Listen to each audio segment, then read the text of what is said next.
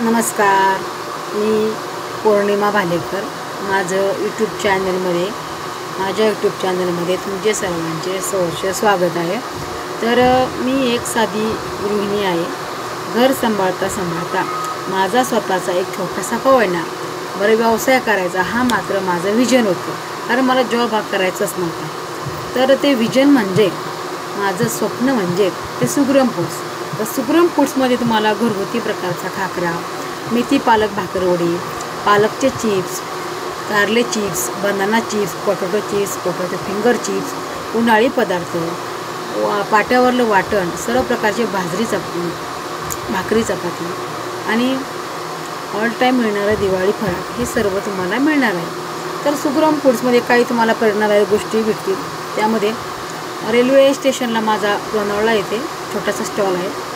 तर तिथे तुम्ही येऊन मला व्हिजिट देऊ शकता, माझं प्रोडक्ट विकत घेऊ शकता आणि बघू शकता कसं काय बनवतात, कसं काय विकतं ते. आणि तसेच तुम्ही स्टॉलमध्ये माझा स्टॉलचा प्रवास, तर त्यामध्ये पॅकिंग फूड कसं करते हे तुम्ही सगळं बघू शकता.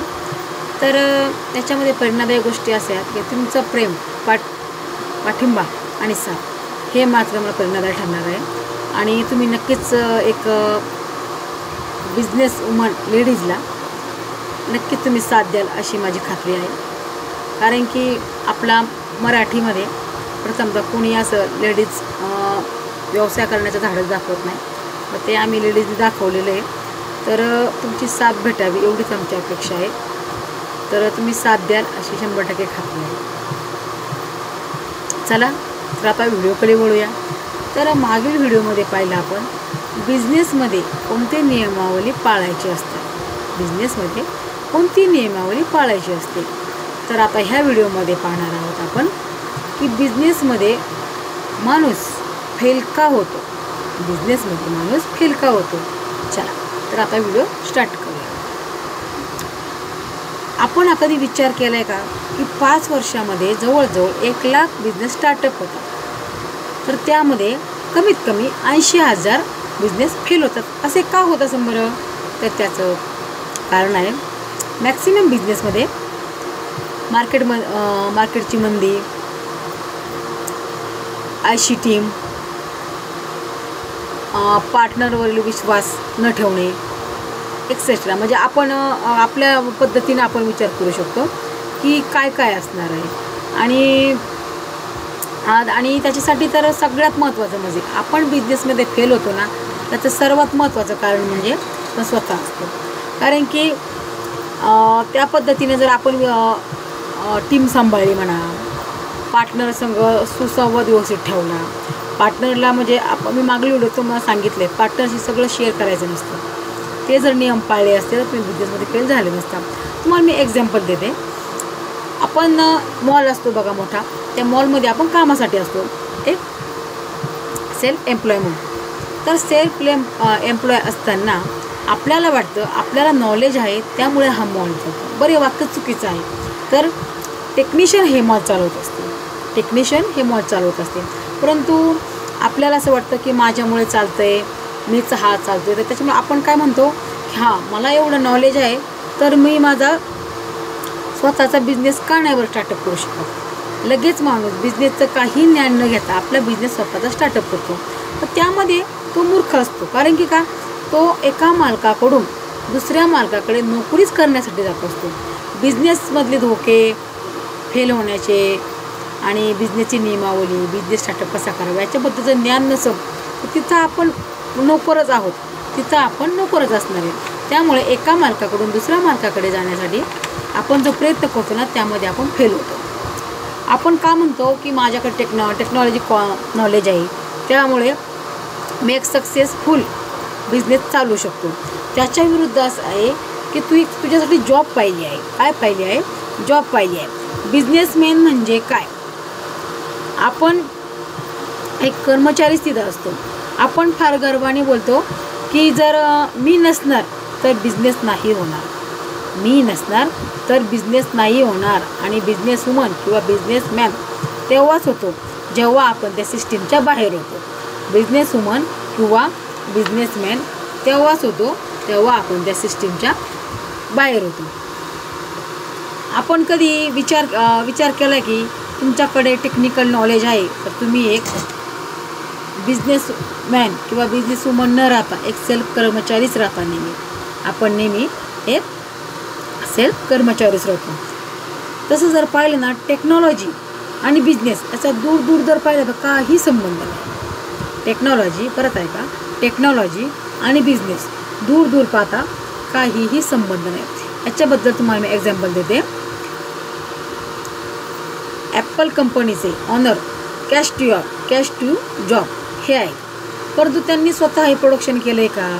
त्यांनी फक्त हा विचार मांडला की आपल्याला ॲपल कंपनी बनवायची आहे. तर त्यांनी त्याच्यामध्ये ते प्रोग्रामशी संबंधित होते का? नाही. तर प्रथमतः त्यांनी सॉफ्टवेअर हार्डवेअर इंजिनियरशी संबंध साधला आणि त्यांच्याशी सुसंवाद केला की आपल्याला ॲपल कंपनी कशा पद्धतीने चालवायची आहे. तर लगेच हार्डवेअर इंजिनियरने त्यांना व्यवस्थित टीप दिली की कशा पद्धतीने कसं हँडल करायचं. टीप दिल्यानंतर त्यांना असं वाटलं की आपल्याला ॲपल कंपनी चालवायची म्हणजे लेबरची गरज पडणार, म्हणजे लोकांची गरज पडणार, टेक्नॉलॉजीची गरज पडणार. मग त्यांनी हा ब्रँड बनवला. हा ब्रँड बनवत असताना त्यांना मिस्टर डॉज भेटल्यानंतर त्यांनी त्यांचा विचारपूस केली आणि जे आपण प्रोडक्शन बनवलं आहे त्याच्याबद्दल माहिती सांगितली. लगेच त्यांनी $50,000 तो विकत घेतला. किती? 50,000 तो विकत घेतला. कोणता? ॲपलचा ब्रँड. आपण फक्त एक विचार करू, एक्झाम्पल आहे हे पण, की जॉब करणाऱ्या माणसांना वाटतं की मी बिझनेस करतो. याच्यापैकी तुम्हाला मी एक्झाम्पल देते. आपण समजा एक डेंटिस्ट आहोत. डेंटिस्ट म्हणजे दाताचा डॉक्टर. तर त्याच्याकडे जेव्हा जास्त कस्टमर येतील तेव्हाच तो एक डेंटिस्ट होणार आहे.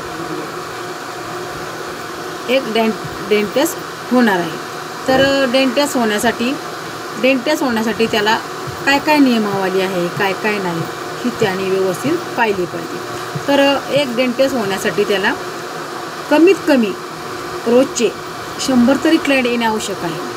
जोपर्यंत त्याला जास्तीत जास्त क्लायंट येत नाहीत तोपर्यंत तो यशस्वी डॉक्टर म्हणून संबोधित नाही. आणि जेव्हा त्याला 100पेक्षाही जास्त क्लायंट येतात तेव्हा मात्र त्याची लाईफ ही हरवून जाते. आणि समजा हरवून का जाते? कारण की जास्त कस्टमर आले त्याला दवाखाना सोडता येत नाही, त्याला म्हणजे हॉस्पिटल सोडता येत नाही. कारण का? तो तिथे एक जॉब करत असतो. जरी स्वतःचा त्याचा बिझनेस असला तरी तो तिथे एक स्वतःचा जॉब करत असतो. समजा हा डेंटिस्ट आहे, हा 6 महिने तरी कुठे बाहेर फिरण्यासाठी म्हणा कुठे जाऊ शकतो का? नाही जाऊ शकत. का बरं नाही जाऊ शकत? आज तुम्हाला प्रश्न पडला का नाही? तर त्याचं तुम्हाला मी एक्झाम्पल देते. हा माणूस आणि बिझनेसमॅन हा जाऊ शकतो. तर तुम्हाला मी याच्यामधला फरक सांगते. डेंटिस्ट काय करतात? स्वतःची कृती स्वतः करतात, इतरांना ते शिकवत नाहीत. त्याच्यामुळे हॉस्पिटल ते त्यांच्या संमतीशिवाय आणि त्यांच्याशिवाय कधी कस्टमर चालूच शकत नाही. तसं बिझनेसमॅनचं कसं असतं? बिझनेस हा स्टार्टअप करतात, ते सर्व कर्मचाऱ्यांना शिकवतात कशा पद्धतीने हँडल करायचं आहे, हा कशा पद्धतीने करायचा. तो 6 महिने काय 8 महिनेही बाहेर जाऊ शकतो. आणि त्याला माहिती तो आल्यानंतर त्याचा बिझनेस 100% ग्रो झालेला असतो. म्हणजे याच्यामध्ये डिफरंट काय आहे की डेंटिस्ट डॉक्टर हा फक्त सेल्फ एम्प्लॉयच राहिला आणि बिझनेसमध्ये हा स्वतःचा मालक झाला. हा असतो त्याच्यामधला फरक. तर आपल्याला सक्सेसफुल बिझनेसमॅन होण्यासाठी सेल्फ एम्प्लॉय न राहता एक सक्सेसफुल बिझनेसमॅन होण्याची गरज असते. तर त्याच्यासाठी आपल्याला एक सिस्टीममधनं बाहेर पडावं लागतं. आपण जर सिस्टीमच व्यवस्थित बनवली नाही तर आपण त्या सिस्टीममधून कसे बाहेर होणार याची आपण काळजी घेतली पाहिजे. तर सिस्टीममधून बाहेर पडण्यासाठी 2 रिझन असतात. सिस्टीममधून बाहेर पडण्यासाठी आपले 2 रिझन असतात. त्यामध्ये पहिलं असतं पीपल आणि दुसरं असतं सिस्टम. पीपल म्हणजे लोक लोक आपल्या बिझनेसमध्ये किती महत्त्वाचे असतात हे आपल्याला सगळ्यांना माहीत आहे. तर याच्यामध्ये तुम्हाला एक्झाम्पल देते. मॅकडोनल्डचा बिझनेस आहे हा बर्गर बनवण्याचा. तर बर्गर बनवण्यासाठी त्यांनी जे आपण कुठल्याही शाखेमध्ये जा त्याच्या बर्गरची टेस्ट तीच राहते. कुठल्याही शाखेमध्ये जा त्याच्या बर्गरची टेस्ट तीच राहते. का? तो स्वतः तो बनवतो का? एक व्यक्ती तो बनवतो का? नाही. त्याची सामग्री कशी असते, त्याची करण्याची पद्धत कशी असते ती फक्त त्यांनी सर्व लोकांना शिकवली आहे. बसल्या जागेवर तो पैसा कमवतो. हा असतो बिझनेसचा फायदा. आणि जॉब करणाऱ्याचं तसं नसतं. म्हणून मॅकडोनल्डने सर्वांना फक्त ती पद्धत शिकवली. हा बर्गर कोणत्या पद्धतीने बनवायचा, किती गोष्टी किती घ्यायच्या. त्यामध्ये आपण कुठल्याही शाखेमध्ये जर गेलो ना मॅकडोनल्डच्या तर आपल्याला बर्गरची टेस्ट ही एकच दिसणार आहे. त्यामुळे सगळीकडे तो बर्गर सारखाच असतो. आणि दुसरं म्हणजे सिस्टम यामध्ये असं असतं, आता ऑफलाईनचा नाही ऑनलाईनचा जमाना आहे. तर ऑनलाईनचा जमाना असल्यामुळे आपण एखादी वेबसाईट खोलली तर वेबसाईट खोलतो आपण. त्यामध्ये आपण झोपेत जरी असलो ना तरी आपला सेल होऊ शकतो. कारण का? ऑनलाईनमध्ये आपण झोपेत जरी असलो तरी आपला ऑर्डर येतात, आपला माल विकला जाऊ शकतो. हे असतं सिस्टम. तर पीपल आणि सिस्टम याची जर व्यवस्थित आपण मांडणी आणि व्यवस्थित जर कृती केली ना तर आपण या सिस्टीमच्या बाहेर पडू शकतो आणि मालक म्हणूनच राहू शकतो. आपल्याला मालकच व्हायचं आहे, आपल्याला सेल्फ एम्प्लॉय राहायचं नाही.